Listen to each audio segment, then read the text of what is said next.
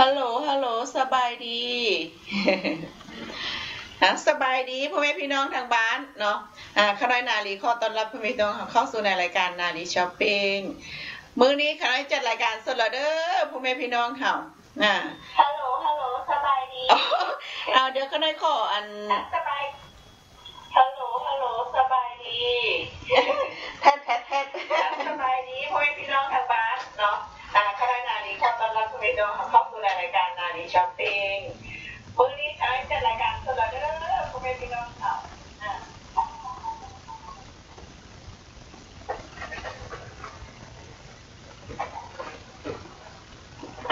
ตอนนี้ก็โอเคแล้วเนาะใครเนาะก็เสียงแอคโคได้จักหน่อยขอโทษขออภัยท่านผู้ชม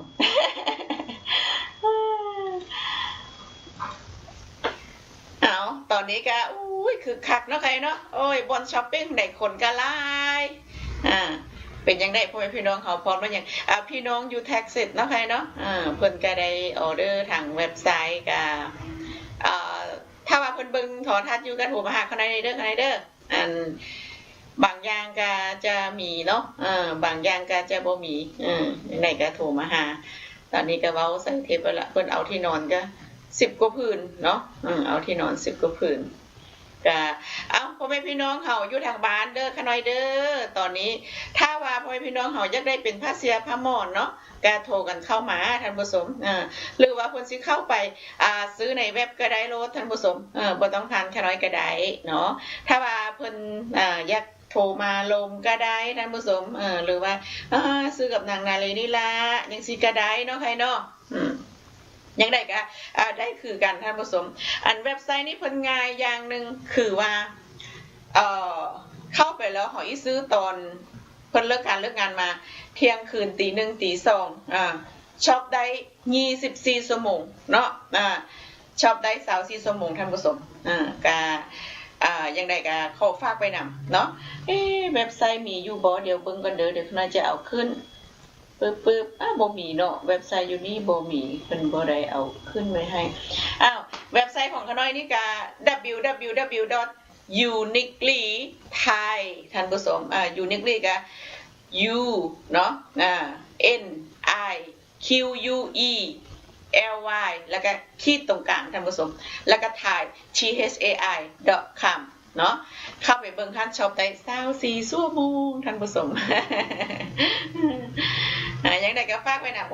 งามมาพร้อมความสดชื่นท่านผู้ชมไปสดชื่นดอกไม้สวยๆงามๆขน้อยมักดอกไม้เนาะท่านผู้ชมพ่อแม่พี่น้องเฮามักบ่ดอกไม้เห็นดอกไม้แล้วคือว่าสวยงามมีความสดชื่นเนาะมีชีวิตชีวาท่านผู้ชมยังได้ก็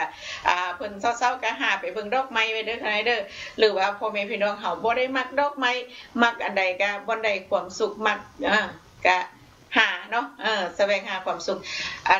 ร่างกายนี่ก็บ่เป็นของเฮายืมเพิ่นมาใช้เนาะถ้าว่ามื้อใดเพิ่นเอาไปแล้วก็แล้วเลยท่านผู้ชมคือของเฮานี่ก็คือจิตวิญญาณเนี่ยของเฮาท่านผู้ชมก็เฮาเกิดมาเป็นมนุษย์นี่เพิ่นก็ว่าเทวดา give you a chance เนาะเป็นบุญหลายละที่เกิดมาเป็นโลกมนุษย์เกิดมาเป็นมนุษย์อยู่ในโลกมนุษย์ท่านผู้ชมเพิ่นให้เฮามาสร้างกรรมดีท่านผู้ชมทุกคนนี้มีกรรมหมดเนาะเพิ่นให้เฮามาสร้างกรรมดีถ้าเฮาสร้างกรรมดีไปแล้วก็เฮาก็ไปแล้วก็ได้ไปพบบนที่ดีๆนี่ก็คนส่วนมากคนเฮาก็จะเป็นเพิ่นเอิ้นสาวพุทธเนาะสาวพุทธเพิ่นก็ไทยทอดกันมาคือว่าเกิดแล้วตายแล้วเกิดก็มีชาตินี้ชาติหน้าเพิ่นก็ให้เชื่อกันจังซั่นแม่นบ่ท่านผู้ชมเฮ็ดกรรมดีก็ได้กรรมดีเฮ็ดกรรมร้ายก็ได้กรรมร้ายเนาะใครเนาะคือกับเฮากินของดีเข้าไปร่างกายเฮาก็ดีได้รับสารอาหารดีๆถ้าเฮากินของบ่ดีเข้าไปร่างกายเฮาก็ได้รับสารอาหารบ่ดีเนาะก็คือกันเนาะก็บ่ได้มาเว้าเรื่องขายยาหรือว่าเมี่ยงแต่อย่างใดเว้าเรื่องความจริงเนาะใครเนาะก็บ่ฮู้ว่าเสียหยังบ่เว้ากับพ่อแม่พี่น้องเฮาเนาะขน้อยคิดขึ้นมาจังได๋ขน้อยก็เว้าจังซั่นล่ะท่านผู้ชมอันนี้บ่ได้เขียนไว้ในหนังสือแต่อย่างใดล่ะท่านผู้ชมมีความรู้สึกจังได๋ก็เว้าจังซั่นเนาะขน้อยเนาะก็ ทึกหูเพิ่นแดบ่ทึกหูเพิ่นแดก็ขอโทษขออภัยถ้าว่าขน้อยเว้าบ่ทึกหูผู้ใดก็ได้เนาะใครเนาะขน้อยบ่ได้คิดหยังบ่ได้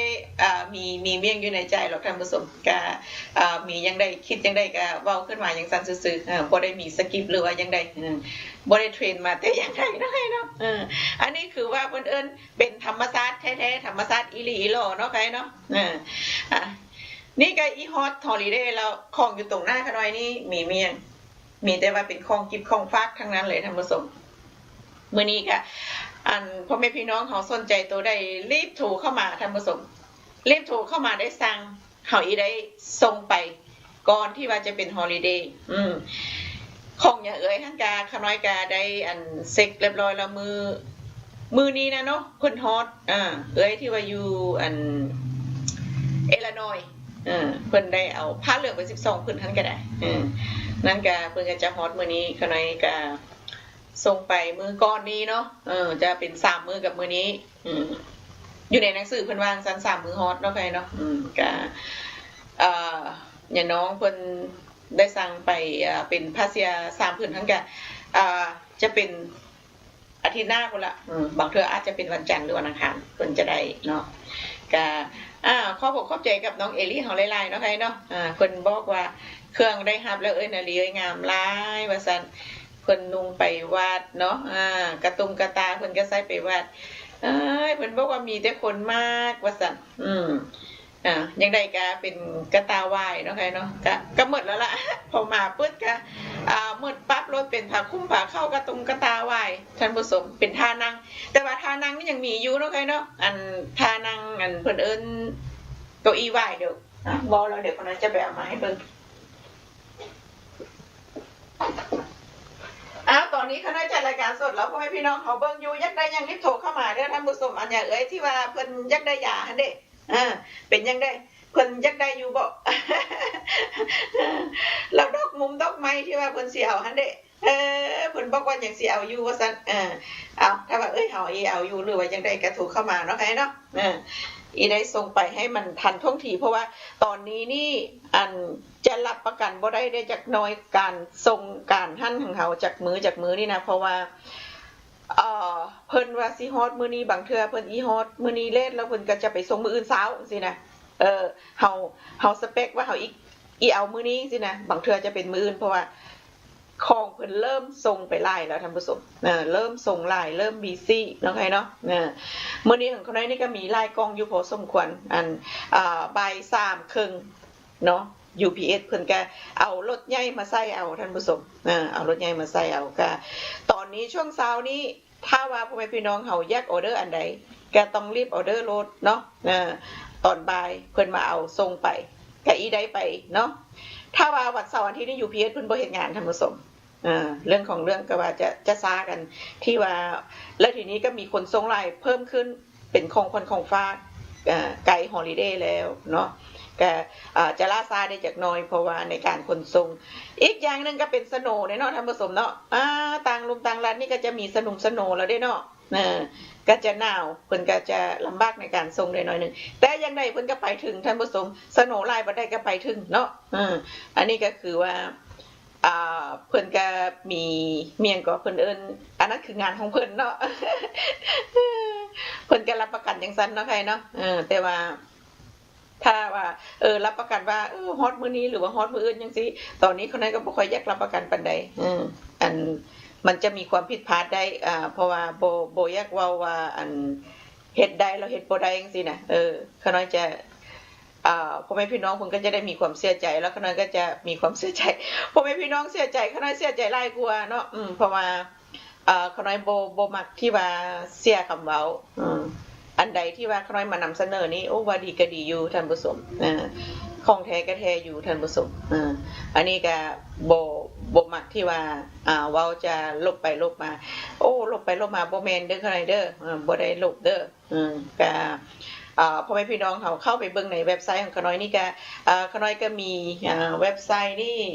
ขน้อยเปิดร้านมานี่ก็10 กว่าปีแล้วเนาะ10 กว่าปีแต่ว่าขน้อยเฮ็ดแท้ๆหั่นก็เป็น20เนาะเป็น20 ปีแล้วล่ะ20 กว่าเนาะแต่ว่าได้เฮ็ด ถูกต้องมีอย่างเหมือนนี่ก็10 กว่าปีแล้วท่านผู้ชมอันนี้ก็จะมีแรงเกิดอันอย่างดีตลอดเนาะท่านผู้ชมเนาะดีตลอดบ่มีมีอย่างที่ว่าเสียมเสียหรือว่าสิมีอย่างเลยท่านผู้ชมดีตลอดเลยนี่ก็เพิ่นเข้าไปซื้อในเว็บไซต์เนาะเพิ่นก็จะต้องเช็คเบิ่งว่าเว็บไซต์นี่เสียถือได้บ่มีหยังบ่มีหยังจังซี่เนาะอันนั้นเพิ่นก็จะเห็นแล้วว่าดีขน้อยก็เพิ่นก็ได้ส่งอันทุก10 ปีนี่เพิ่นก็ได้ส่งเป็นหนังสือเนาะหนังสือมาให้ว่าดีหลายเนาะเอาจังได๋ก็อย่างขน้อยบอกพ่อพี่น้องเฮาละเชื่อถือได้ท่านผู้ชมยิ่งพ่อแม่พี่น้องเฮาไว้ใจและเชื่อถือนี้ขน้อยก็ยิ่งเฮ็ดงานเพิ่มขึ้นเพราะว่าให้พ่อแม่พี่น้องเฮาสบายใจดีอกดีใจเนาะทุกคนก็ต้องการความซื่อสัตย์ต้องการความดีเป็นที่หนึ่งท่านผู้ชมก็อย่างใดก็ขอฝากไว้นำเด้อเป็นอันนี้ท่านผู้ชมเองอันนี้ขน้อยเหลืออยู่ประมาณบ่ถึง10 หน่วยแล้วท่านผู้ชมหน่วยนี้ก็$29บ่ได้รวมค่าส่งให้ได้ท่านผู้ชม29เองนะเพราะว่าเพิ่นก็เป็นวายอยู่ได้เป็นบักหลายๆปีท่านผู้ชมทนทานนี่วายเป็นด้นเลยบ่แม่นได้พาหรือว่าจังได๋เป็นด้นเลยเป็นลำเลยท่านผู้ชมนี่นะลำน้อยๆนะต้นวายแท้ๆเลยเนาะต้นวายนี่ก็กลัวสิเพิ่นสิได้มาแค่นี้นะท่านผู้ชมก็ใช้เวลาหลายปีหลายมื้ออยู่คือกันบ่ได้เป็นมื้อแล้วนับเป็นปีเนาะคั่นได้เนาะแล้วอีกอย่างนึงเพิ่นก็เป็นน้ำเอามาเฮ็ดตัดน้ำออกยากพอสมควรข้างในก็เคยได้อยู่เห็นดงป่าหวายเนาะเพิ่นก็ว้ามายุ่มมายาวเป็นยาวเป็นเครือท่านผู้ชมเอ้ย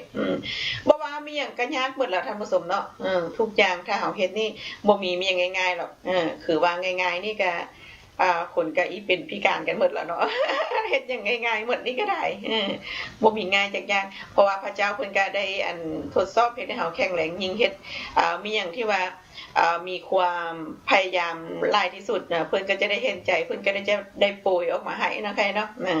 ถ้าเฮ็ดง่ายๆนี่ก็คือบ่มีล่ะบ่ว่าเรียนหนังสือทั้งสื่อบ่ว่าเฮ็ดหยังก็ได้เนาะยากเบิดกว่าสิได้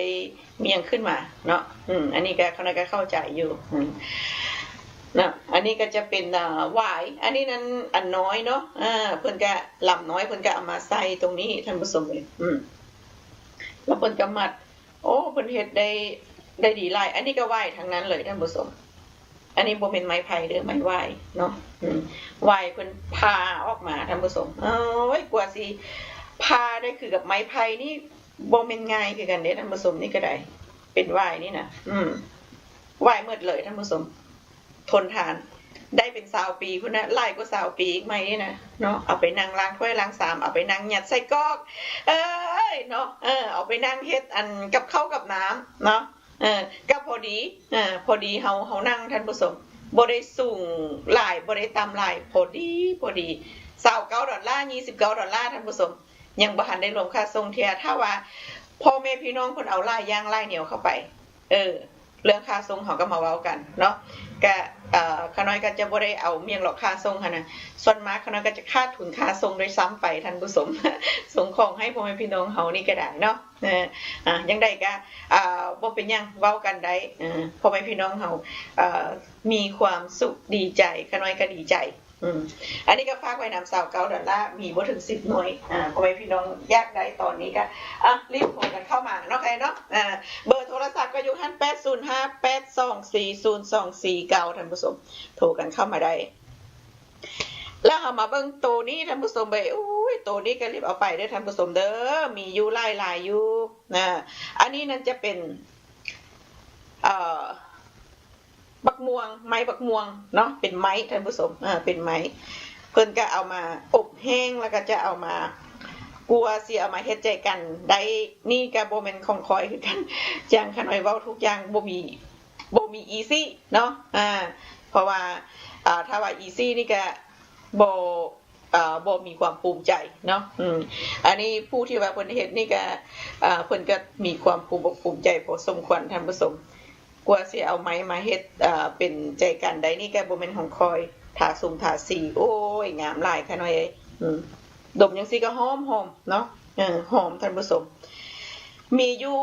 หลายลวดลายมีอยู่หลายสไตล์เป็นใจกันดอกไม้แห้งท่านผู้ชมถ้าเฮาอยากดอกไม้สดไปใส่หีเขาน้อยก็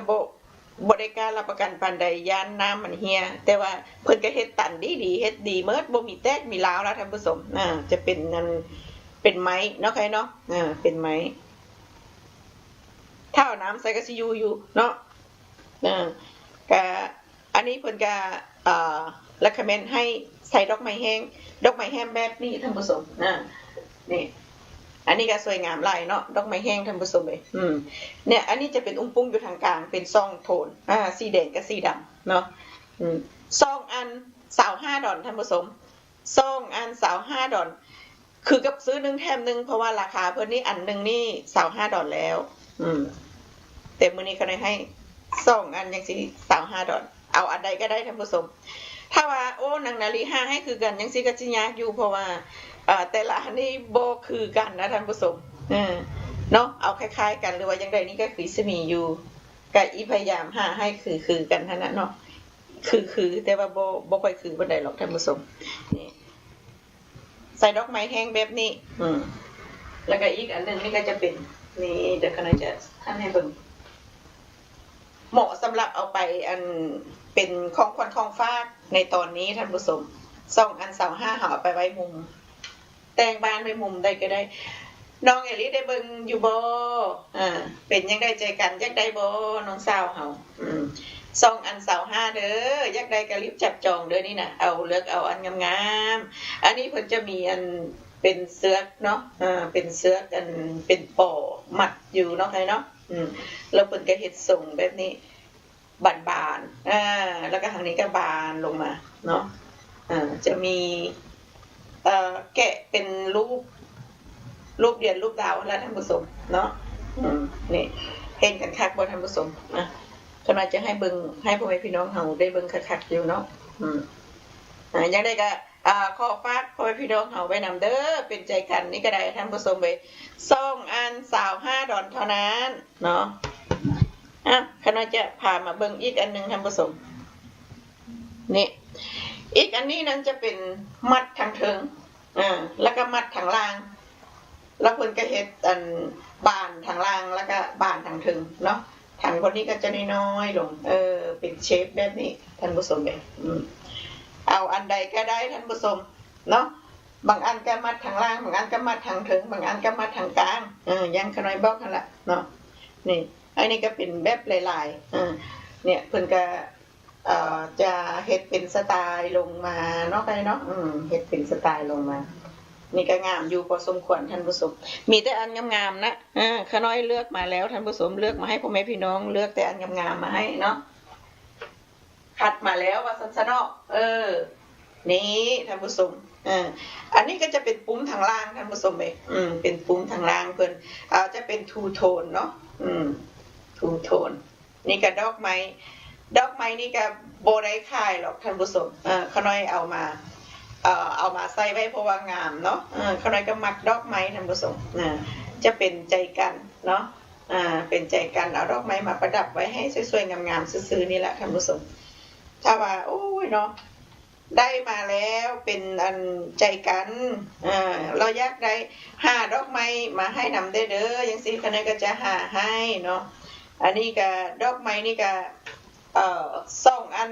$5นะท่านผู้ชมอันนี้ขน้อยบ่ได้ขายนะเนาะแต่ว่าขน้อยไปเอามานี่2อันนี้ก็$5ท่านผู้ชมประมาณนี้แหละเนาะก็สิได้ไปหาให้เนาะใครเนาะสิได้หาเอาไปใส่ให้อยากได้ก็โอเคอยู่เนาะอันนี้ก็คือว่าซอยๆกันไปซอยๆกันไปเนาะใครเนาะเพิ่นอยากได้ก็ได้หาให้เพิ่นบ่ได้ไปเอาคนอื่นเนาะเขาน้อยบ่ได้มีอยู่นี่ว่าซั่นๆเนาะก็แต่ว่าใจกันนี่อันนี้เฮามีอยู่ในสต็อกพร้อมส่งเลยท่านผู้ชมออเดอร์มาปึ๊บส่งปั๊บลดเลยฝากไปนำกันแล้วกันท่านผู้ชม2อัน$25เท่านั้นเด้อท่านผู้ชมเด้อเห็นบ่อันนี้อุ้งปุ้งทางล่างอันนี้อุ้งปุ้งทางกลางท่านผู้ชมได้เห็นคักบ่ ให้พ่อแม่พี่น้องเขาอีได้เบิ่งคักๆแดว่าอุ้งพุงทางล่างอุ้งพุงทางเทิงท่านผู้ชมไปทางกลางเนาะตอนนี้ก็เอาใจกันมาโซพ่อแม่พี่น้องเขานี่โอ้ยงามเห็นดอกไม้แล้วสดชื่นมีความหวังมีความมีกำลังใจเนาะใครเนาะถ้าว่าพ่อแม่พี่น้องเขาจิตใจโฮเฮลโบมีกำลังใจก็เอาใจกันนี้ไปติดดอกไม้ไว้มุมต่างๆท่านผู้ชมเห็นแล้วก็สดชื่นสดชื่นหัวใจงามหูงามตาเนาะ2 อัน25 ดอน2 อัน25 ดอนท่านผู้ชมเป็นใจกันไม้เด้อกันหน่อยเด้อเป็นไม้เลยนี่นะไม้แท้ๆอย่างเพิ่นเมื่อวานนี้เพิ่นพี่น้องนิวยอร์กเพิ่นโทรมาเพิ่นอยากได้โต๊ะหมู่บูชาบอกว่ามีอยู่ในสต็อกบ่เป็นไม้แท้ๆบ่เพิ่นบอกเป็นสาลัดวุดสาลัดเนาะใครเนาะแม่นก็ได้บอกว่าโอ้แม่นแท้นะเป็นไม้สักทองเนาะแล้วก็จะเป็นสาลัดวุดแท้ๆท่านผู้ชมบ่ได้ติดเมียก็เพิ่นเอิ้นบ่ได้ติดไม้บางๆนะเพิ่นเอิ้นไม้อย่างไม้อัดเนาะบ่แม่นไม้อัดไม้แท้ท่านผู้ชมไม้แท้นี่ก็จะมีความแข็งแรงทนทานเนาะเป็นโต๊ะหมู่บูชาถ้าว่าพ่อแม่พี่น้องเฮาอยากได้โต๊ะหมู่บูชาโอ้ฮอดปีใหม่สิเฮ็ดเมี่ยงให้ใหม่ๆอยากได้แต่งห้องพระอยากได้เฮ็ดเป็นโต๊ะหมู่บูชาเนาะใครเนาะเอาไปแต่งให้เพิ่นดีๆเนาะเฮาก็อีได้ลูกเต้าก็อีได้ดีอีได้แบบว่าสบายใจได้เมียงมาแบบใหม่ๆจังซี่นะจังซี่ก็ถูกเข้ามาสอบถามได้ท่านผู้ชมข้าน้อยมีทั้งหมู่7มีทั้งหมู่9หมู่9ก็มีหมู่7ก็มีเนาะสุดน้อยก็มีสุดใหญ่ก็มีท่านผู้ชมก็บ่ฮู้ว่าอยู่นี่มีอยู่ถ้าว่ามื้อนี้พ่อแม่พี่น้องเฮาอยากเบิ่งท่านผู้ชมข้าน้อยจะเปิดให้เบิ่งข้าน้อยจะเอาให้เบิ่งเนาะว่าความหน้าความติดนี่มันก็หน้าแท้นี่ท่านผู้ชมเป็นเว้าเป็นโตหมู่บูชานี่ก็ได้พี่น้องเฟสโนพี่น้องบ้านใกล้เลียงเคียงท่านผู้ชมเป็นจังได๋เพิ่นอยากได้เป็นโต๊ะหมู่บูชาก็ถูกเข้ามาเนาะหรือว่ายักเบิ่งแล้วเข้ามาเลยท่านผู้ชมเวลคัมเลยเนาะเข้ามาเบิ่งด้วยตาก็ได้ท่านผู้ชมก็อยู่หั่น351 อีวูดลี่โรดท่านผู้ชมเมืองออกซ์นาดแคลิฟอร์เนีย93030เนาะเวลคัมท่านผู้ชมยังได้ก็ขอฝากไว้พี่น้องเอาไว้นะทีนี้อันใจกันนั่นก็ไปเบิ่งมากันแล้วเนาะคณะน้องมีอยู่หลายแบบอยู่ใจกันก็ได้แล้วทีนี้คณะจะมาโซอันนี้ให้พ่อแม่พี่น้องเขาเบิ่งมาเบิ่งกันไปอันละน้อยเนาะใครเนาะถ้าว่าเพิ่นอยากเบิ่งหลายๆก็ถูกเข้ามาคณะจะได้เอาให้เบิ่งอันนี้นั่นจะเป็นแว่นฟ้าเนาะหรือว่าเพิ่นเอิ้นอันบ่แม่นผ่านได้ท่านผู้ชมบ่แม่นผ่านแว่นฟ้าอันนี้จะเป็นโซ่ฟ้าเนาะโซฟา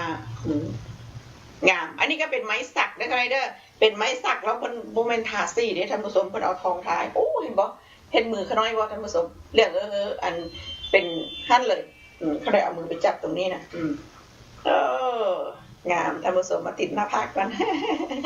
ทองเป็นทองแท้ๆเด้อท่านผู้ชมเด้อทองแท้ราคานี่อยู่ในราคา199ส่งให้พร้อมท่านผู้ชม199อันความสูงของเพิ่นนี่ก็41 อินชท่านผู้ชม41 อินชเนาะ199ส่งให้พร้อมฮอตบ้านฮอตเฮียนเป็นจังได๋พ่อแม่พี่น้องเฮาก็ขอฝากไว้นำเนาะเอาไปเดคอเรชั่นบ้านเอาไปเป็นของเข้าของขวัญท่านผู้ชมดีหลายนี่ก็ได้ถ้าว่าจะเป็นไม้อื่นจังซี่ราคานี่ก็คือจะถึกกลัวแต่ว่าอันนี้จะเป็นไม้สักท่านผู้ชมเป็นไม้สักแล้วเป็นทองแท้พร้อมนี่ก็อยู่ในราคา199นี่ขน้อยก็ส่งให้พ่อแม่พี่น้องเฮาพร้อมเรียบร้อยเนาะบ่ต้องได้เสียอย่างอีกเลยท่านผู้ชม เสียแค่นั้นแล้วเลยอันนี้ก็ขอฝากพ่อพี่น้องเฮาไว้นำกันแล้วกันเนาะเพิ่นจังได๋ของขวัญของฝากก็รีบโทรกันเข้ามาจับจองเป็นจะเข้าจะคล้องกันได้ทีนี้เฮาอีมาเบิ่งอันโตใหม่กันโตใหม่นี่มินิเฮาสิเบิ่งมีหยังกันก่อนเนาะเอาจังซี่เฮามาเบิ่งอันนี้กันก่อนอันนี้ที่ว่าอยู่ในถาดนี้ท่านผู้ชมเอาเว้าแล้วเฮามาโซถาดก่อนกันแล้วกันถาดอันนี้ท่านผู้ชมไปเฮาอย่าใส่เมี่ยงก็ได้น้องสาวของก็เอาไปละเรียบร้อยใหญ่เอ้ยเขาก็เอาไปแล้วเป็น10เลยใหญ่เอ้ยเขาเอาไปอันนี้นั้น12อินจิตตรงปากเพิ่นความกว้างของเพิ่นท่านผู้ชมอยู่ในราคา45 ดอลลาร์เป็นไม้เด้อกันเด้อเป็นไม้แล้วเพิ่นก็เดินเส้นแล้วเพิ่นก็ติดกระจกสีฟ้าสีแดงสีขาวสีเขียวเนาะเป็นลวดลายที่สวยงามเขาจะเอาใส่มากไม้ก็ได้ท่านผู้ชมหรือว่าเขาเอาใส่เป็นทูบเป็นเทียนก็ได้เขาอยากใส่ยังก็ได้เนาะอันนี้ก็ขอฝากไว้พี่น้องเอาไปมีอันใหญ่กว่านี้ก็มีท่านผู้ชม22อินจิตขมใหญ่กว่านี้อยู่ในราคา139ท่านผู้ชมอันนี้45 ดอลนี่ก็ขอฝากไว้พี่น้องเอาไว้นำอันนี้ตอนนี้ข้าน้อยจะได้เอาของวางไว้นี่เนาะวางไว้นี่คือว่าจะเป็นนี่ท่านผู้ชมเลยเป็นไม้บักดูอันนี้ก็มีน้ำหนักพอสมควรอันนี้นั้นจะเป็นอันทาเฮามุนเนาะท่านผู้ชมมุนนี่ก็จะเป็นอันเพิ่นเอิ้นพริกไทยเป็นมุนพริกไทยนี่อันนึงนี่ก็ราคาเพิ่นติดอยู่นี้16 ดอล16 ดอลแต่ว่ามื้อนี้ถ้าว่าพ่อแม่พี่น้องเพิ่นเอานี้เนาะใครเนาะคณะก็จะส่งให้ฟรีท่านผู้ชม16 ดอลนี้ส่งให้ฟรี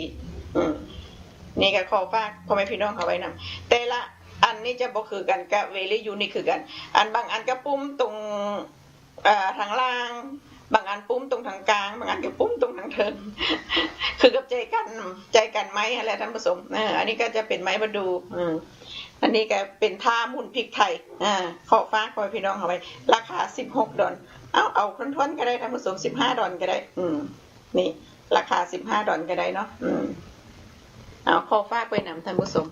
ไม้เพิ่นดีอันนี้บ่ต้องยานว่าเพิ่นจะเป็นขี้เมี่ยงขี้สนิมเพิ่นเป็นสเตนเลสท่านผู้ชมงาม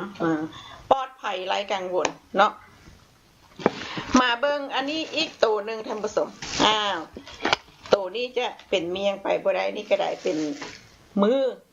give me a hand เพิ่นว่าgive me a hand เนาะใครเนาะอันนี้ก็จะเป็นห่อใส่ปิสนิทคาร์ดเพิ่นเปิดออฟฟิศเปิดร้านค้าร้านขายหรือว่าเพิ่นบ่ได้เปิดมีหยังเลยเพิ่นอยู่บ้านหรือว่ามีหยังเพิ่นก็ยักได้เอานี้ไปวาง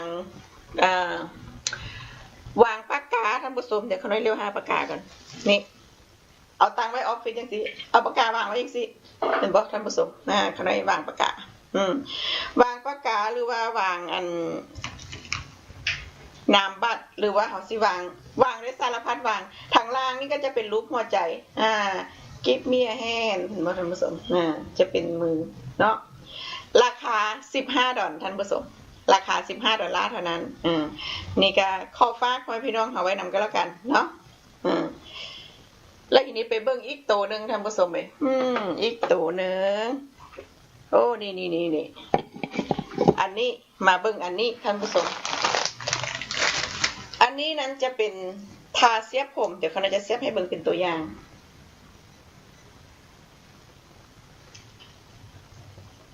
นี่ท่านผู้ชมเสียบอันนึงก็ได้มาเบิ่งเสียบอันที่2เสียบ2อันก็ได้ท่านผู้ชมเป็นยังได้งามบ่ท่านผู้ชมอันนี้จะเป็นแพ็คแบบนี้ท่านผู้ชมเป็นแพ็คแบบนี้ข้าน้อยมีอันนี้เพิ่นเอากะลาเฮ็ดเนาะกะลาบักพร้าวเป็นหูปลาท่านผู้ชมอันนี้ก็จะเป็นแบบนี้แบบนี้เนาะแพ็คนึงนี่มีอยู่10 อัน25 ดอลท่านผู้ชม25 ดอลลาร์เท่านั้นเฮามีหมู่โคเวิร์กเกอร์เฮามีหมู่เฮาสิให้ของขวัญตอนนี้ก็ประหยัดหน่อยนึงเพราะว่าทุกอย่างมันก็แพงเนาะก็สิให้ของขวัญอันใหญ่หรือว่าหลายก็ เซฟไว้เอาไปให้หลายๆคนได้มีอย่างสินะหรือว่าเฮาฮู้จักบ่ค่อยดีเท่าใดจังซี่นะฮู้จักน้อยๆจังซี่แต่ว่าเฮามีน้ำใจอยากให้เป็นของขวัญปีใหม่จังซี่นะเฮาก็เอานี่ให้ได้ท่านผู้ชมแพ็คหนึ่ง25ดอลนี่จะเป็นแบบนี้บ่อันนี้นั้นเป็นสร้อยเป็นยับเลยนี่ก็มีช้างมีเต่ามีหลายอย่างแล้วท่านผู้ชมพ่อแม่พี่น้องเพิ่นอยากได้เป็นรูปหยังก็โทรเข้ามาได้เนาะจะเป็นแบบนี้ถ้าว่าผมยาวๆท่านผู้ชมจับขึ้นจังซี่แล้วเฮาก็เอานี่ม้วนเกี่ยวเสียบปั๊บเนาะง่ายหลายท่านผู้ชมบ่ต้องได้ไปใส่ยางวงหรือว่ามีหยังเฮ็ดให้ผมเฮาขาดหรือว่าอย่างใดอันนี้เสียบงามพร้อมเนาะเสียบงามแล้วก็ง่ายสะดวกสบายเขาจะไปเหตุการณ์ให้งานเขานี่เสียบผมปึ๊บใส่อย่างนี้ก็ได้ไปเลยท่านผู้ชมถ้าว่าผู้ร้ายเขามาเขาก็จับจิ้มตาเขาเลยก็ได้ท่านผู้ชมโอ้แต่ว่าบุได้ใจดำไปจิ้มตาปานนั้นเนาะเอาอย่างไรก็ข้อฟ้าพ่อแม่พี่น้องเขาไว้นำอันนี้เป็นแพ็คหรือว่าเพื่อนจะเอาเป็นอันก็ได้ท่านผู้ชมเป็นอันก็ได้เป็นแพ็คก็ได้เนาะเป็นแพ็คนี่ก็25ดอล$25ฝากไปนำเด้อค่ะเด้อเขาได้เสียไว้ถึงนี่ก่อนอันนี้ก็คือว่าจะเป็นทาเสียบผมเสียบเกานี่แหละท่านผู้ชมเฮามาเบิ่งตัวนี้ตัวนี้เฮาเบิ่งกันไปแล้วเนาะไผเนาะจะมาเบิ่งเป็นไม้คือกันอันนี้จะเป็นสีทองเป็นดาวท่านผู้ชมเป็นดาวมีดาวแล้วก็ต้องมีเดือนเนาะเห็นเดือนเครื่องดาวเพิ่นว่าเห็นดาวเครื่องเดือนไม่เดือนไม่ดาวเลยออกมาเด้อ มาแล้วไม่เดือนไม่ดาวออกมาแล้วท่านผู้ชมอันนี้เป็นไม้เขาจะไปห้อยแค่นบ้านแค่นเฮียนก็ได้ท่านผู้ชมหรือว่าเขาจะไปแค่นต้นคริสต์มาสก็ได้ต้นคริสต์มาสเขานี่ไปแค่นเลยอันนี้จะเป็นซี่ไม้ท่านผู้ชมอันนี้จะเป็นซี่ทองเป็นยังไงพ่อแม่พี่น้องเขาเห็นแล้วยังเป็นแบบนี้แหละท่านผู้ชมเลยถ้าว่าภาพอย่างบ้านไปเดี๋ยวก็ไปท่านผู้ชมรออีกจักหน่อยนึงแล้วอันนี้จะเป็นดาวเขาเห็นจังสิเนาะดาวกับเดือนเป็นไม้นะคะเนาะเอาไปเสียบต้นคริสต์มาสได้อันนี้ราคา12ดอลต่ออันนึงแต่ว่าถ้าว่าพ่อแม่พี่น้องเพิ่นเอาไปมื้อนี้เนาะค่ะเนาะก็น่าจะให้อยู่ในราคาแค่10ดอลอันละ10ดอลท่านผู้ชมอันยังไงก็ขอฝากพ่อแม่พี่น้องเขาไว้นำเป็นไม้อยู่ได้แบบ forever เลยท่านผู้ชมเนาะ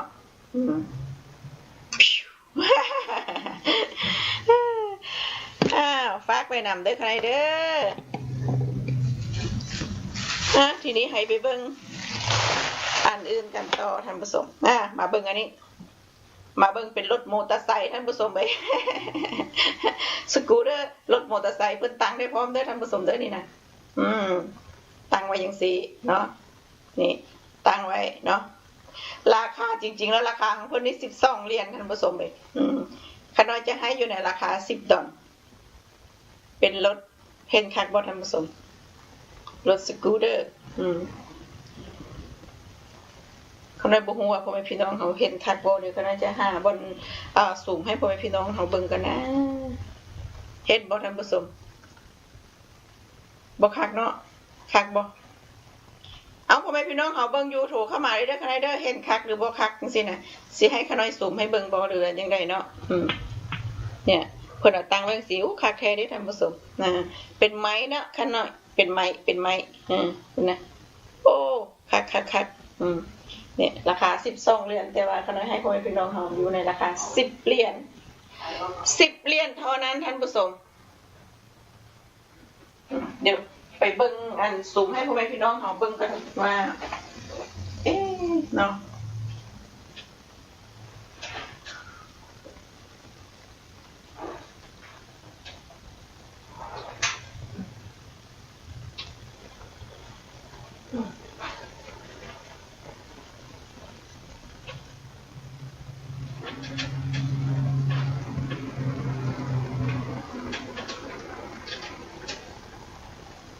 ตอนนี้บ่ฮู้ว่าพ่อพี่น้องเขาเห็นคักบ่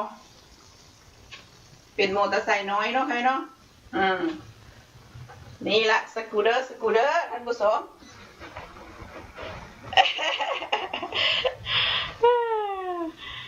อ้าว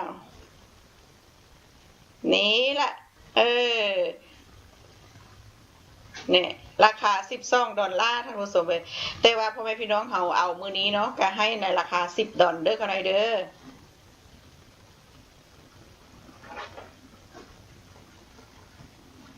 เป็นยังได้เห็นบ่เห็นแล้วว่าเนาะเห็นคักแล้วเนาะใครเนาะนั่นแหละ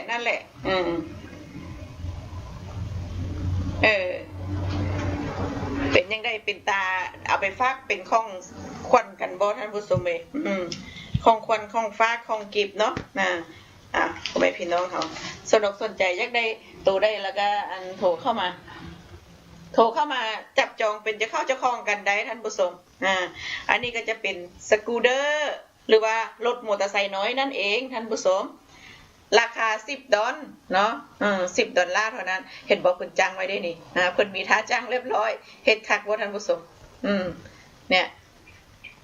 เป็นไม้ทั้งนั้นอันนี้คือว่าภูมิปัญญาของบ้านเฮาเนาะให้เนาะนี่เอาวางไว้จังซี่ก็ได้แล้วเพิ่นเล่นได้พร้อมท่านผู้ชมเดี๋ยวนี่อันนี้เอาจังเอาค่าขึ้นท่านผู้ชมเอาค่าขึ้นเนาะนี่หมุนได้เพิ่นมีลูกล้อนี่เลื่อนได้ด้วยท่านผู้ชมเอาราคา$10พ่อแม่พี่น้องเขาสนใจรีบโทรกันเข้ามาจับจองกันเป็นจะเข้าจะครอง$10เท่านั้นเอาไป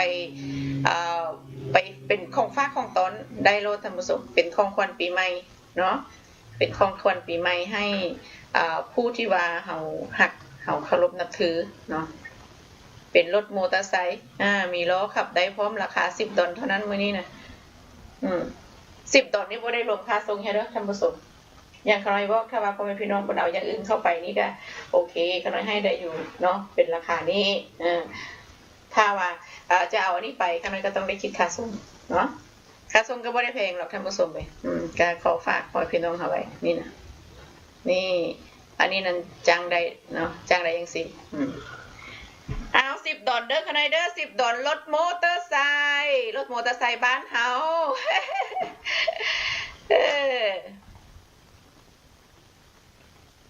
ทีนี้เฮาไปเบิ่งมอเตอร์ไซค์บางท่านเพิ่นเบิ่งอันบ่คักเนาะเบิ่งบ่คักเดี๋ยวเขาน่าจะให้พ่อแม่พี่น้องเฮาได้เบิ่งอันคักๆเป็นอันนี้ท่านผู้ชมเป็นหูปานนี้หูบรรทาเสียบผมนี่ท่านผู้ชมเพราะว่าตอนนั้นเพิ่นเบิ่งบ่ได้คักปานใดหั่นน่ะอยู่ได้เตาเฮาเตาทองของน้องก็มีเพิ่นว่าหูบซ้ำมีหูบหลายหูบท่านผู้ชมเดี๋ยวคณะจะเอาให้พ่อแม่พี่น้องเฮาได้เบิ่งกันเอามอเตอร์ไซค์ออกมาก่อนทีนี้นะมอเตอร์ไซค์พ่อแม่พี่น้องเห็นคักแล้วเนาะนี่หูบอันไม้เสียบผมทีนี้นะท่านผู้ชมอันนี้นั่นจะเป็นหูบไม้เสียบผมเป็นแบบนี้อันนึงนี่$2.50เท่านั้นท่านผู้ชม$2.50เนาะนั่นแพ็คนึงนี่ก็$25$25ต่อ1แพ็คนี่คักบ่งามบ่ท่านผู้ชมเอาพ่อแม่พี่น้องเฮาสนใจอยากได้ก็โทรกันเข้ามาจับจองเป็นจะเข้าจะคล้องกันได้เนาะใครเนาะอยู่ซื่อๆเด้อย่าสู้มุนหลายมันบ่เห็นคักนะเดี๋ยวเขาน่าจะบ่ดินเพราะว่าขันดินแล้วเพิ่นบ่เห็นเพิ่นผู้เฒ่าเพิ่นตาหลายว่านังนาลีนี่ก็ได้ผู้หนุ่มบ่เป็นหยังผู้เฒ่าเบิ่งบ่เห็นนี่ซื้อไปให้ลูกให้หลานเนาะแพ็คนึง$25เท่านั้นเด้อแม่เอ้ยเอาเสียบผมงามๆคือกับขน้อยเสียบไว้ในขณะนี้เนาะเสียบผมเป็นยังได้แลนลงแล้วอุ้ยดอกไม้งามเท่เด้สดใสเท่เด้มื้อนี้ก็ได้เนาะเห็นดอกไม้แล้วสดชื่นเนาะนี่งามบ่อีเมแพ็คนึง$25เท่านั้นรีบเอาไปงามๆโหของเพิ่นละนี่นะ เป็นอันนี้จะเป็นเงินได้เนาะเงิน 75% ได้เนี่ยเพิ่นว่าอย่างสันเนาะใครเนาะอ้าวทีนี้เฮามาเบิ่งอันนี้กันเรียบร้อยแล้วมอเตอร์ไซค์เฮาก็เบิ่งกันไปแล้วเอาเฮามารีวิวอันนี้ท่านผู้ชมมารีวิวอันเป็นเพิ่นเอิ้นเมียนก็ตาเว้นมารีวิวตาเว้นท่านผู้ชม นี่เพิ่นมีอันขอก่อไว้ให้เรียบร้อยเอาไปเกาะต้นคริสต์มาสเนาะท่านผู้ชมเนาะต้นเกาะต้นคริสต์มาสท่านผู้ชมอันนี้จะเป็น4ไม้$10ท่านผู้ชมมื้อนี้$10เนาะอันนี้แหละบางท่านเขาเบิ่งมันใหญ่เกินเนาะมันบ่เห็นนะตอนนี้เขามาเบิ่งให้มันแบบว่าเห็นท่านผู้ชมเห็นบอกอันนี้จะเป็นสีทองท่านผู้ชมเลยสีทองคำเนาะเป็นสีทองคำท่านผู้ชมนี่แหละของเพิ่นท่านผู้ชมเลยงามบ่แล้วมาเบิ่งดาวทีนี้นะเอาเบิ่งไปคักๆเนาะก่อนที่ว่าพ่อแม่พี่น้องเฮาอีได้ออเดอร์เนี่ยเห็นบ่เป็นไม้เป็นดาวท่านผู้ชมเลยนี่น่ะเป็นสีทองเนาะคณะก็จะได้เรียกเอาอันงามๆเอาอันดีๆไปให้พ่อแม่พี่น้องเฮาดอกเนาะยังได้ก็ขอฝากไว้แล้วทีนี้มาเบิ่งอันโฮปอันนี้โฮปเมียงก็เป็นเอิ้นนะอันโฮปมือเนาะมาเบิ่งโฮปมือกันท่านผู้ชมเลยนี่$15อันนี้นะกิฟต์เมียแฮน$15ข้องกิฟต์ข้องฝากเป็นไม้แกะสลักท่านผู้ชมเลยพ่อแม่พี่น้องเฮาสนใจอยากได้ตัวใดแบบใดรีบโทรกันเข้ามาจับจองเป็นจะเข้าจะคล้องกันได้ท่านผู้ชมขน้อยก็จะอยู่กับพ่อแม่พี่น้องเฮาบ่ได้โดนเด้เนาะมีหยังก็อยากลุมกับขน้อยยังได้ก็โทรเข้ามาโลดท่านผู้ชมเลยนี่ก็$15เท่านั้นเด้อเนี่ยเฮาสิวางประกอบปากกาวางอันใดก็ได้ท่านผู้ชมเอาไปเบิ่งอันที่ว่าเป็นแพ็คๆกันได้เนาะเป็นจังได๋ขน้อยเล่นอันรีวิวซื่อๆนี่นะท่านผู้ชมอันไหวไปบ่อันนี้จะเป็นแพ็คที่ว่าไม้เสียบผมเนาะใครเนาะเป็นแพ็คแบบนี้แพ็คนึงมีอยู่10อันอยู่ในราคา$25ท่านผู้ชมนี่ก็พร้อมส่งทันทีเนาะมีหลายแบบอยู่ท่านผู้ชมพ่อแม่พี่น้องเฮาอยากได้แบบได้โทรกันเข้ามาเลือกกันได้ท่านผู้ชม$25เท่านั้นส่งให้ฟรีเลยมื้อนี้นะท่านผู้ชมบางอันเนาะเป็นบางอันบ่แม่นเบิดทุกอันเด้อันส่งฟรีนี่ก็ได้ เนาะอันนี้นั้นเป็นกะลาที่ว่าขน้อยเบาหั่นล่ะเนาะเนี่ยจะเป็นแพ็คอยู่จังซี่แพ็คนึง$25ไม้เสียบผมท่านผู้ชมไม้เสียบผมตะเกียบเป็นตะเกียบเนาะทีนี้เฮามาเบิ่งตัวใดมาเบิ่งตัวนี้ก่อนท่านผู้ชมตัวนี้นั่นจะเป็นตัวหมูอุดๆนั่นแหละเป็นไม้เนาะใครเนาะหมูอุดๆนี่ราคาติดเพอร์เวอร์อยู่นี่ท่านผู้ชมไปติดเพอร์เวอร์อยู่หั่นโอ้ยเป็นไม้เฮาเอาไปไว้เบิ่งเนาะว่าโอ้เฮาอยู่บ้านนอกนี่เฮาได้เลี้ยงหมูเลี้ยงหมานี่เป็นหน้าตาแบบนี้นะเนาะเอาไปตั้งไว้เบิ่งเป็นเพิ่นเอิ้นเป็นที่ระลึกท่านผู้ชมถ้าว่าพ่อแม่พี่น้องเฮาสิอยากได้เอาไปให้ผู้ที่เฮาฮักเป็นที่ระลึกก็โทรเข้ามาเป็นไม้แกะสลักท่านผู้ชมสวยงามเนาะราคาก็บ่แพงไม้แกะสลักท่านผู้ชมเห็นคักอยู่เนาะหมูอ้วนตุ้ยเลยท่านผู้ชมอ้วนตุ้ยนุ้ยเห็นบ่ หรือว่าเฮาฮู้จักผู้ที่ว่าเกิดปีหมูผู้ที่เกิดปีหมูเอาไปเลยเนาะก็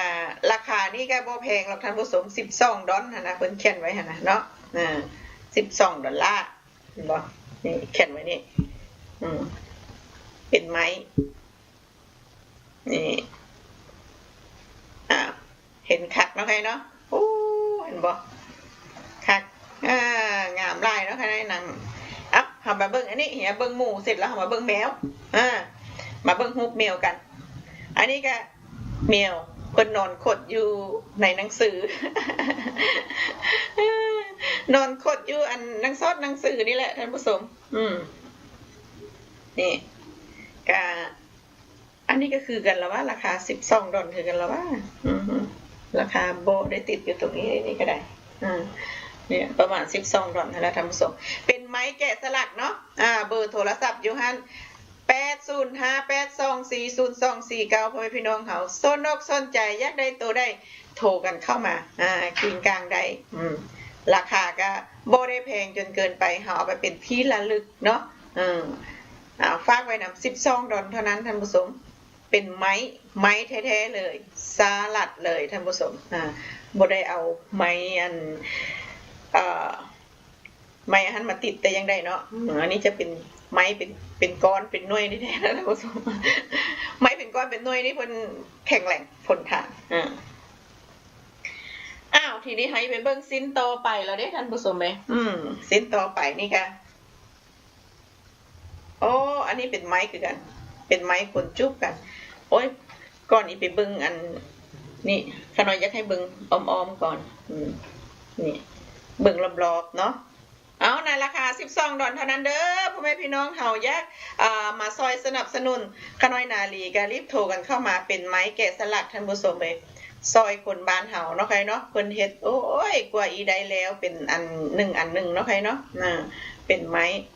ยังได้ก็ขอฝากผลิตภัณฑ์ไม้แกะสลักไว้นำเด้อท่านผู้ชมเด้ออยากมาซอยขน้อยนาลีก็โทรกันเข้ามาสนับสนุนกันแด้พ่อแม่พี่น้องเฮาฮัลโหล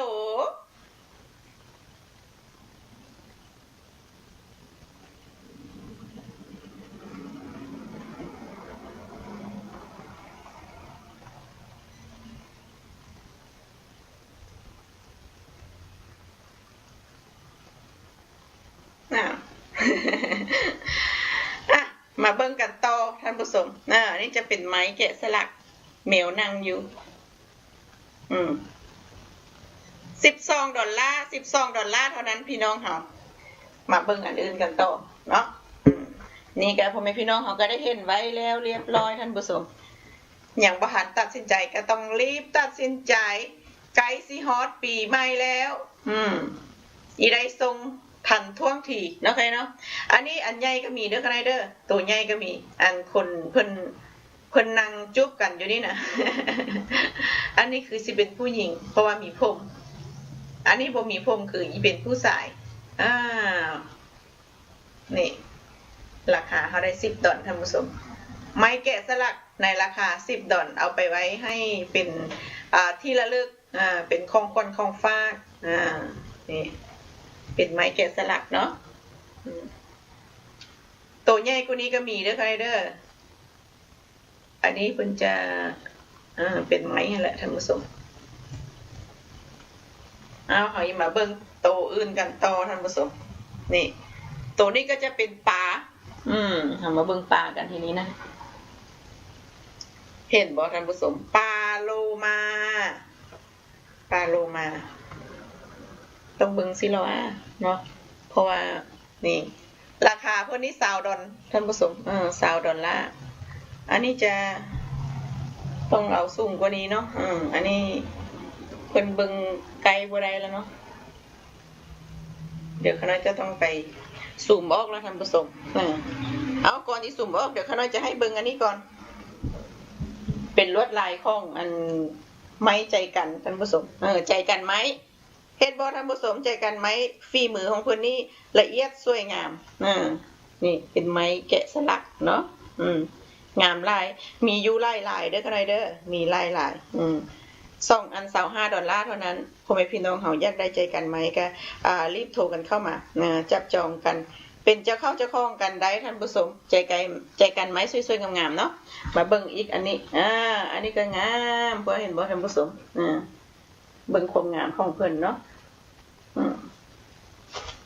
อยากได้ก็ขอฝากไว้นำเด้อพ่อแม่พี่น้องเฮาเด้ออันนี้เห็นแล้วบ่เห็นคักแล้วบ่เป็นไม้บักดูท่านผู้ชมไม้บักดูอันนี้ก็มีพ่อแม่พี่น้องหลายท่านเพิ่นได้เอาไปกันเรียบร้อยแล้วเด้นี่ก็ได้ อันเป็นใส่พริกไทยท่านผู้ชมไม่ใส่พริกไทยเนาะกระปุกใส่พริกไทยนะเอาราคา$15ท่านผู้ชมนี่เพิ่นเฮ็ดไว้$16บ่แต่ว่าขน้อยให้พ่อแม่พี่น้องเฮา$15มื้อนี้นะ$15เท่านั้นเด้อท่านผู้ชมเด้อก่อนให้ไปอันเปิดอันใหญ่ๆเบิ่งนี่เฮามาเบิ่งอันน้อยๆกันซะก่อนจะบ่ได้เปิดไปเปิดมาท่านผู้ชมเอาทีนี้ให้มาเบิ่งอันนี้จะเป็นไม้เมี่ยงไม้เกาลังท่านผู้ชมไม้เกาลังนี่ดีขนาดเด้อเนี่ยขน้อยมากพ่อแม่พี่น้องเฮาสนใจอยากได้ไม้เกาลังก็รีบโทรกันเข้ามาเนาะนี่คือไม้เกาลังอันนี้คือว่าไม้ใส่รองเท้าแล้วท่านผู้ชมไม้ซอดใส่รองเท้าเนาะนี่เบิ่งไม้ใส่รองเท้าแล้วทีนี้ก็เราจะผ่านมาเบิ่งอันนี้นั่นจะเป็นนี่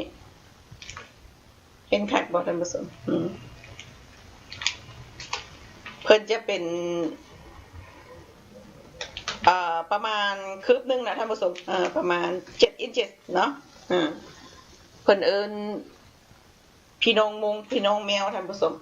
พี่น้องเพิ่นอยู่วิทคอนซันอยู่เฟสโนเนาะก็มีพี่น้องมงเฮาไล่อยู่เนาะ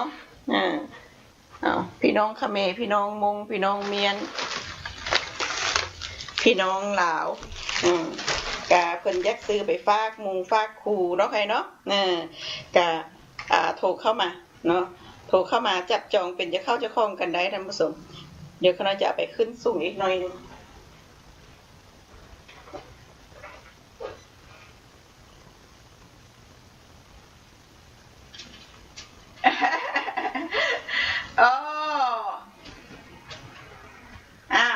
ได้แล้วท่านผู้ชมไหมนี่นะอันนี้จะเป็นนันตุ๊กตา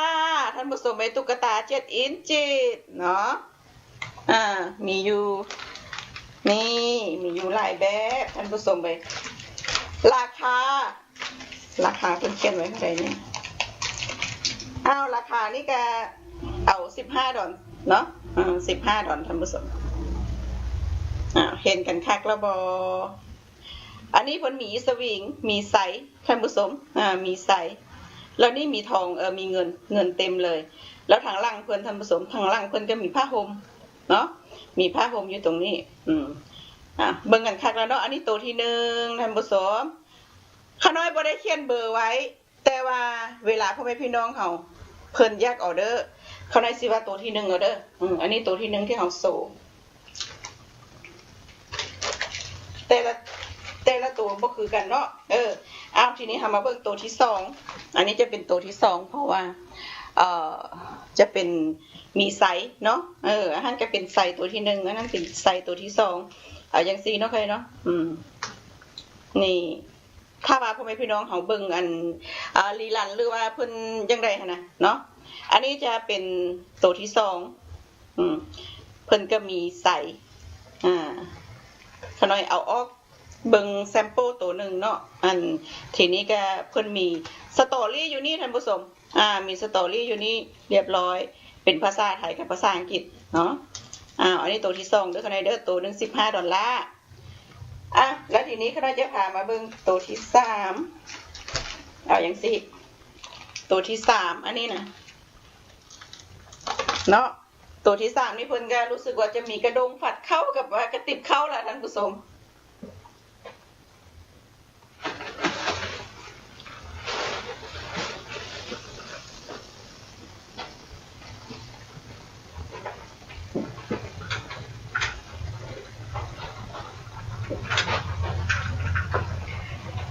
เป็นยังไงพ่อแม่พี่น้องเขาเพิ่นสนใจอยากใดมีหยังอันใดท่านผู้ชมเอ้ยโทรกันเข้ามาจับจองกันเป็นจะเข้าจะคล้องกันได้เนาะไงเนาะ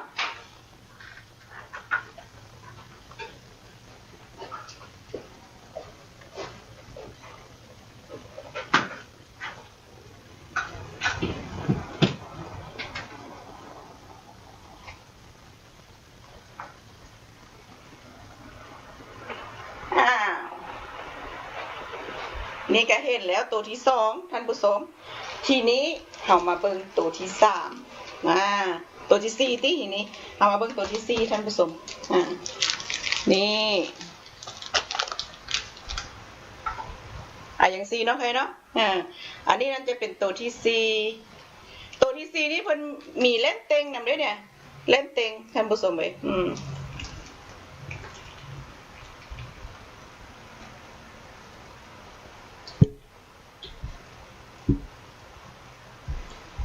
มื้อนี้เขาก็ได้เบิ่งกันไปไล่แนวแล้วท่านผู้ชมเนาะเบิ่งตัวที่สี่ตัวที่สี่เพิ่นมีเล่นเต็ง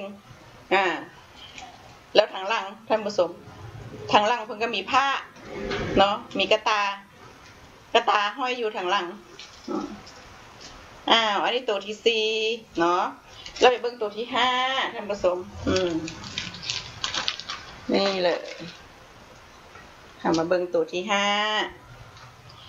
ตัวที่ห้านี่เพิ่นมีรู้สึกว่าจะเป็น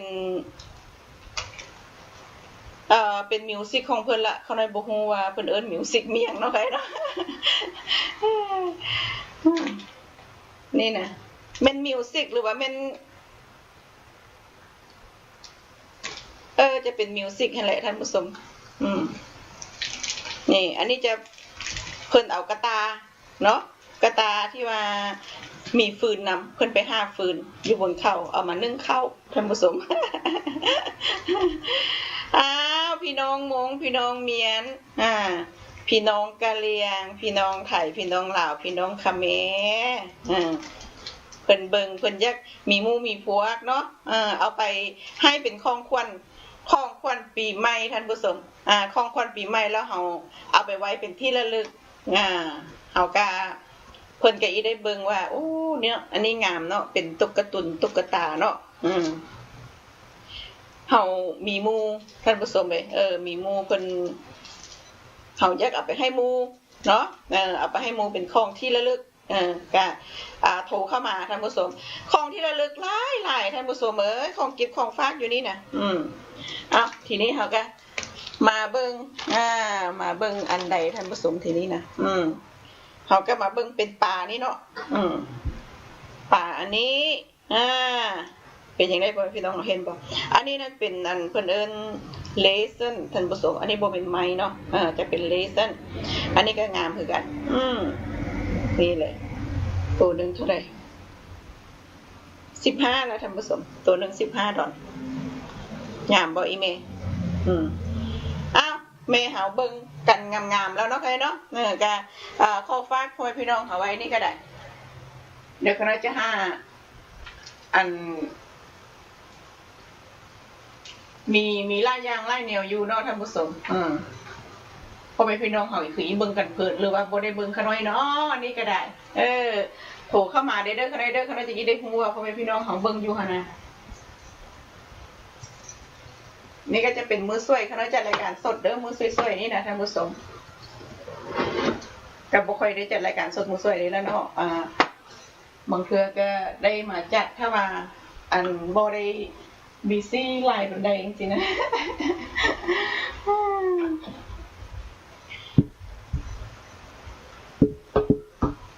อันนี้เฮ็ดกันคักแล้วเนาะ15ดอลเด้อท่านผู้ชมเด้อพ่อแม่พี่น้องเขาอยู่ทางบ้านเบิ่งสนุกสนใจยากใดแล้วก็โทรกันเข้ามาจับจองกันเป็นเจ้าเข้าเจ้าของท่านผู้ชม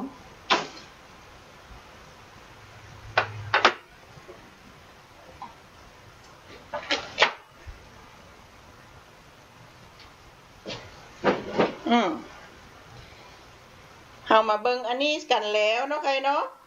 เพิ่นสนใจแล้วก็โทรกันเข้ามาท่านผู้ชมทีนี้ขน้อยสิย้ายไปอันใหม่แล้วทีนี้นะนี่ตอนนี้ขน้อยย้ายไปเอาผ้าใส่ผ้าเสร็จสู้หรือว่าเพิ่นเอิ้นผ้าเนปคินท่านผู้ชมจะเป็นเนปคินเอามาใส่นี่นี่ถ้าว่าเพิ่นอันเป็นสามีของเพิ่นเป็นทหารหรือว่าเป็นอันข้าราชการที่เพิ่นมีดาวนี่นะท่านผู้ชมเฮาก็ซื้อไปเป็นของขวัญเพิ่นได้เนาะเอาตังไว้บนเฮ็ดกินบนโต๊ะนั่นแหละโต๊ะกับข้าวหั่นน่ะเฮาเอาแนปคินไว้นี่เพิ่นรีไทร์แล้วหรือว่าจังได๋เพิ่นอีได้เบิ่งเนาะ อีได้เบิ่งว่าโอ้เนาะอันนี้ก็เป็นไม้เป็นไม้นี่บางคนเพิ่นก็มักไม้หลายๆเด้ท่านผู้ชมเพราะว่าเพิ่นไม้นี่ได้ให้ชีวิตกับเฮาก็ว่าแม่น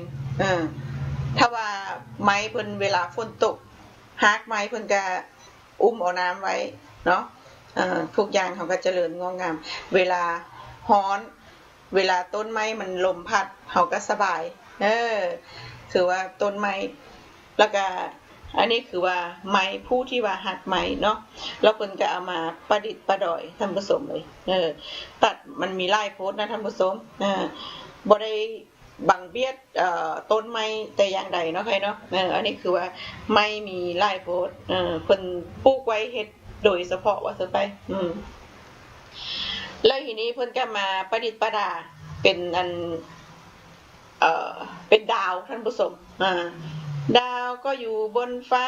ตอนนี้เอาลงมาไว้ในไม้ท่านผู้ชมเอ้ยราคา15 เหรียญเท่านั้นเด้อพ่อแม่พี่น้องเฮานี่นะเอาใส่เนปคินเฮาเบิ่งได้งามนำมีคุณประโยชน์นำท่านผู้ชมบ่ได้อันตัดไม้เป็นก้อนแล้วมาทิ้งไว้ละมีเป็นที่ระลึกเนาะใครเนาะเพิ่นเอิ้นไม้ตัดแล้วเอามาประดับประดาเฮ็ดเป็นที่ระลึกยังได้ก็ขอฝากไว้นำในราคา$15ท่านผู้ชมทีนี้ก็จะพาไปโซอันนี้เห็นคักบ่อันนี้นะ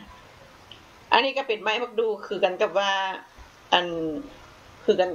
ไม้สีเดียวกันท่านผู้ชมไม้แบบเดียวกันไม้บักดูเนาะนี่ไม้บักดูโอ้ไม้บักดูนี่เฮ็ดเหียนแล้วถูกไปแล้วเลี่ยมพิ้งงามท่านผู้ชมอันนี้เพิ่นเอิ้นมีหยังท่านผู้ชมพ่อแม่พี่น้องเพิ่นเอิ้นได้ฮู้จักแล้วผมบอกเขาหน่อยได้เด้อเขาน้อยก็บ่ฮู้จักว่าเพิ่นเอิ้นโตมีหยังนี้นะโตนึง$10ท่านผู้ชมเหมาะสำหรับเอาไปเป็นของขวัญของฝากคือกันแม่นสู้บ่ท่านผู้ชมหรือว่ามีหยังโทรเข้ามาโตนึง$10เนาะอันนี้เขาเฮ็ดแล้วยังหมูหมากาไก่ท่านผู้ชมเว้าเรื่องหมูหมากาไก่แล้วมื้อนี้เขาเบิ่งกันเบิดมื้อนี้กันอย่างนี้บ่แล้วเด้นี่อันเป็นลายหายเนาะอันจะเป็นฮูบนกฮูบหนูฮูบเมี่ยงต่างๆเป็นพวกไม้แกะสลักท่านผู้ชมเอ้ยแต่ว่าตอนนี้เขาก็มาเบิ่งหมูอีกแบบนึงท่านผู้ชมบางท่านเขาเบิ่งงูไปอีกแบบนึงเนาะอันนี้ก็จะเป็นอีกแบบหมูปากแดงอันนี้นะนี่ก็ขอฝากพ่อพี่น้องเฮาไว้นำก็แล้วกันเป็นไม้คือกันเด้อท่านผู้ชมเป็นไม้แกะสลักนี่เอา$15เด้อท่านผู้ชมเด้อผู้น่ะเบิ่งห่างเพิ่นนั่งอยู่นี่นะเพิ่นนั่งอยู่เนาะว่า$15เท่านั้นราคาบ่ได้แพงปานใดเลยท่านผู้ชมซื้อได้อยู่เนาะเป็นไม้แกะสลักเพราะว่าเพิ่นสิมาแกะได้นี่ก็บ่แม่นง่ายๆเด้ท่านผู้ชมแกะยากอยู่คือกันเนาะให้ข้าน้อยแกะเบิดมือก็บ่แล้วทีนี้เฮามาเบิ่งปลาโลมา2ตัวเอาไปตั้งไว้เป็นที่ระลึกบางคนเพิ่นก็มักปลาโลมาเนาะแล้วก็มักไม้แล้วก็เลยเอามารวมตัวกันท่านผู้ชมเอามารวมตัวกันเป็นปลาโลมาก็ราคา$20เท่านั้นปลาโลมาอันนี้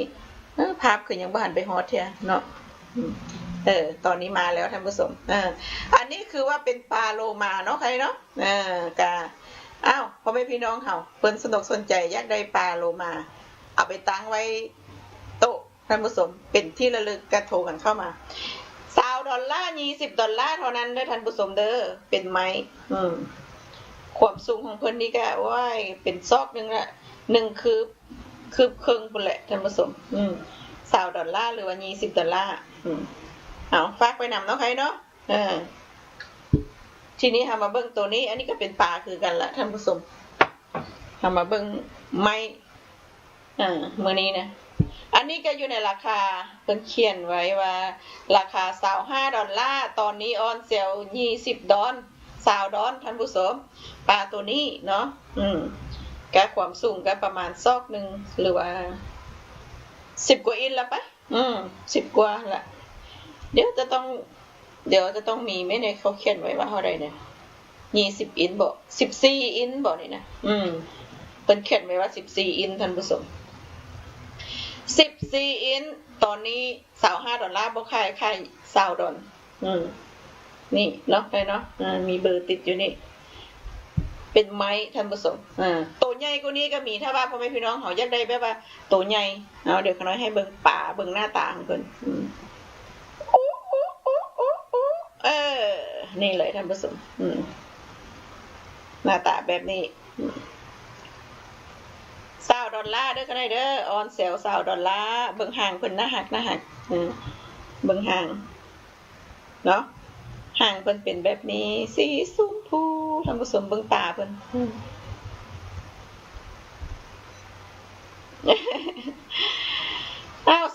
เท่านั้นเด้อท่านผู้ชมเด้อเอามาเบิ่งตัวนี้ทีนี้นะตัวนี้คือมีหยัง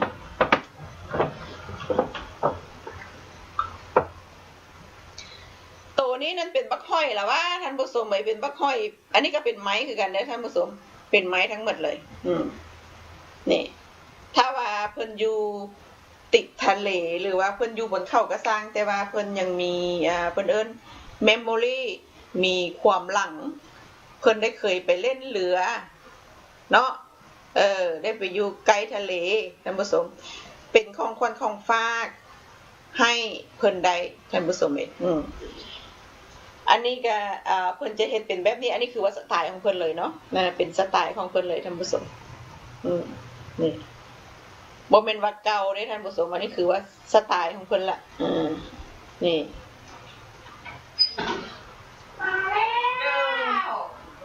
อยากได้ก็ขอฝากพ่อแม่พี่น้องเฮาไว้นำก็แล้วกันนี่เป็นพัดเนาะเป็นอันบักหอยเป็นโบ๊ทท่านผู้ชมมื้อนี้เฮาก็มาเบิ่งกันจักโมงจักยามแล้วท่านผู้ชมเอ้ย12:30แล้วเนาะใครเนาะยังได้ก็ขอฝากพ่อแม่พี่น้องเฮาไว้นำก็แล้วกันอันนี้ก็ราคาเท่าไหร่เนาะเพิ่นเขียนไว้นี่เท่าไหร่เนาะยังบ่ทันได้เขียนว่า$20ท่านผู้ชมราคา$20ขน้อยเห็นอันเป็นอันนี้เนาะ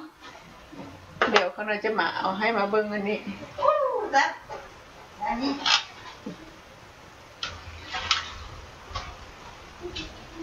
เดี๋ยวกันเด้ออันนี้นั่นจะเป็นเรือหงส์ท่านผู้ชมนี่เบิ่งเรือแล้วก็เบิ่งเรือกันเรือหงส์อยู่เราอยู่ไหนก็อันนี้ท่านผู้ชมนี่เป็นยังไงพ่อแม่พี่น้องเขาอันนี้จะเป็นเรืออยู่ในแก้วกระจกท่านผู้ชมอยู่ในแก้วกระจกที่เห็นแล้วบ่นี่เอาเพิ่นก็จะเพิ่นเพิ่นสิอันหั่นเนาะตอนนี้เห็นแล้วเนาะอันนี้ล่ะท่านผู้ชมอันนี้ก็เหมาะเนาะเหมาะให้ของขวัญของฝากพ่อแม่พี่น้องเฮาอยู่ในแก้วเป็นเรือหงส์ตอนนี้คณะก็ได้จับให้พ่อแม่พี่น้องเฮาเบิ่งเป็นสีขาวแล้วก็มีสีทองท่านผู้ชมอุ้ยน่ารักเหมาะสำหรับให้ของขวัญของฝากคือกันท่านผู้ชมราคา$70ค่ะน้อยส่งให้พ่อแม่พี่น้องเฮาฟรีๆเลยเนาะส่งให้ฟรีเลยท่านผู้ชม$70เท่านั้นเหมาะสำหรับเป็นของขวัญของฝากบ่อุ้ย thank you หลายๆ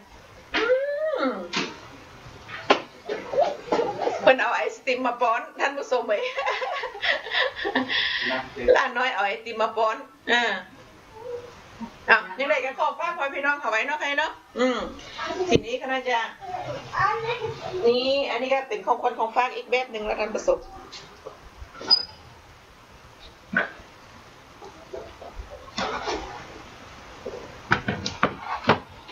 บ่ต้องว่าได้ไปขับรถออกไปให้นอกบ้านให้ยาท่านผู้ชมนั่งอยู่อันหน้าจอโทรทัศน์นี่โทรมาถามข้าน้อยว่ามีอย่างใดยักใดมีอย่างเนาะมีอยู่หลายแบบหลายแนวนะท่านผู้ชมทีนี้ข้าน้อยก็จะได้ไปล่ำลาพ่อแม่พี่น้องเขาก่อนเนาะให้เพิ่นไปพักกินข้าวกินปลากันเดี๋ยวอันข้าน้อยจะมาหาพ่อแม่พี่น้องเขาอีกไหมท่านผู้ชมข้าน้อยนาลีข้อกล่าวคำว่าสบายดีท่านผู้ชม